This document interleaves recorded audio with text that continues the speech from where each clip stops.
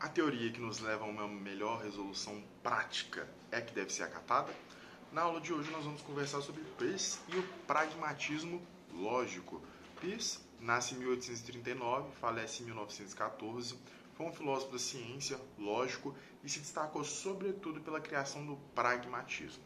Essa teoria se baseia na premissa de que um conceito é o efeito sensorial do seu objeto, ou seja, o pragmatismo é a crença de que a verdade é a descrição da realidade que melhor funciona para nós. Dito ainda de outra forma, o argumento é: aquilo que funciona na prática deve ser acatado. Então, a teoria que tem a melhor funcionalidade prática deve ser aquela que deve ser acatada. Por exemplo, um diamante, como que é um diamante na nossa mente? Faz sentido eu pensar como que é um diamante na nossa mente, ou eu tocar, sentir, criar uma teoria sobre o que é o diamante na nossa realidade? Isso que o Peirce está dizendo para a gente é que a gente deve olhar para as coisas mais como elas funcionam e quais são os benefícios que elas trazem para a gente, e não se perder em outras teorias que não fazem sentido nenhum no nosso mundo concreto. Outro exemplo aqui que é muito presente tanto no Peirce quanto dos continuadores do pragmatismo.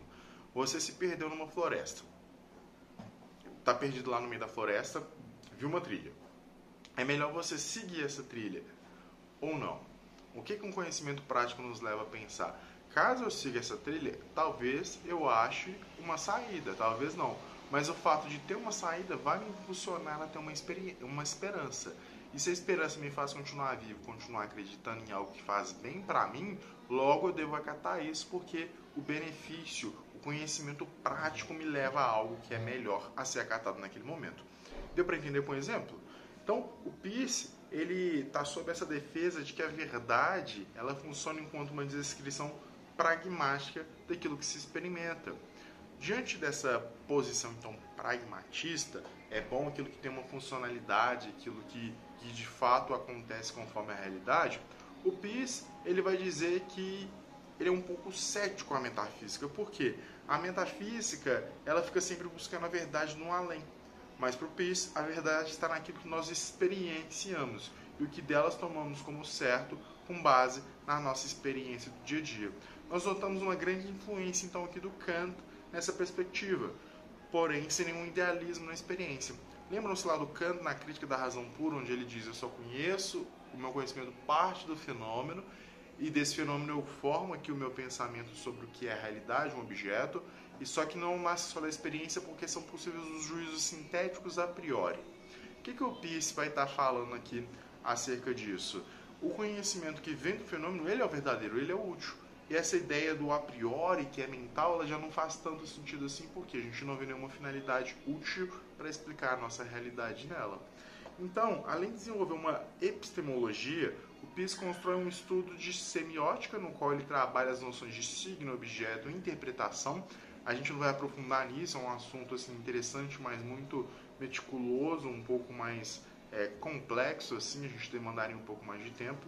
E salientando de um modo geral, nessa perspectiva a gente observa que, partindo dessa premissa de que o conhecimento é a pesquisa que se inicia com a inquietação provocada pela vida, são traçados métodos de fixação das crenças. 3 são os métodos de fixação das crenças, sendo eles o da tenacidade, na qual busca se mostrar segurança, todavia ela é meramente aparente, o método da autoridade, que é mera imposição, e o método a priori, que é apenas mental. E, por fim, o método científico, único e verdadeiro valor, pois escreve a melhor maneira que a realidade funciona para nós. Então, nós seres humanos, ao buscarmos construir nossas noções de verdade, a gente se apoia em algum desses métodos. O método da tenacidade é mera aparência, não é assim por causa disso, mas é uma mera aparência. Isso que se alega não está conforme a realidade de fato se mostra. O método da autoridade ele é vazio, por quê? Ele só quer usar da autoridade para afirmar algo que a realidade não afirma. O método a priori, que são abstrações mentais, também são vazios, porque não refletem diretamente nada do que é a realidade. Então, o conhecimento científico deve ser acatado porque ele é o melhor que explica o funcionamento e o que deve ser acatado na realidade. Então, a base do método científico ela se divide em formas fundamentais de raciocínio, que são a dedução, a indução e a abdução. A dedução, pessoal, é quando a partir de premissas universais eu chego a premissas experienciais. Por exemplo, todo homem é mortal. Olha só, não estou citando ninguém diretamente. Lucas é um homem. Logo, Lucas é mortal. Eu consigo deduzir que o Lucas é mortal porque Lucas está na categoria de homem. Isso é uma dedução. Já a indução é quando eu experiencio, tenho um contato direto e daí eu vou criar o meu silogismo universal. Eu não vou partir de uma generalização como é a dedução, mas da minha experiência, da minha inferência. O café estava quente. Hoje o café estava quente amanhã, logo, muito provavelmente, o café estará quente no terceiro dia, porque a indução me leva a perceber isso. O que o Peirce faz? Ele junta esses dois métodos formando uma única base, que é o que ele chama de abdução. Ela terá maior valor porque ela une um pouco das outras bases e torna possível ter fatos e deles buscar suas razões. Então eu sempre vou investigando nas provas e uno a dedução, conhecimentos universais de categorias, e as inferências, conhecimentos práticos e empíricos que eu vou tendo do mundo.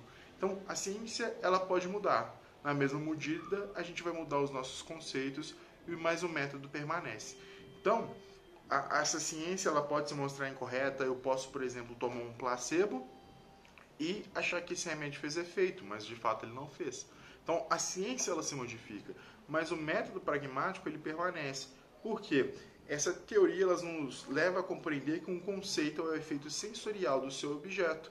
Ou seja, o pragmatismo é a crença de que a verdade é a descrição de como a realidade melhor funciona para a gente. Se a gente não consegue de fato descobrir o que é a realidade, a gente consegue construir o que melhor funciona para a gente em um determinado momento. É isso que a gente deve seguir. E aí, pessoal, concordam com o pragmatismo do Peirce? Interessantíssimo, não é mesmo? Nós vamos dando continuidade. O nosso próximo filósofo vai ser o William James, que era um grande amigo aqui do Peirce, e vai levar essas conclusões pragmáticas para outros campos, como a religião e a moral. Ousemos pensar e vamos com tudo!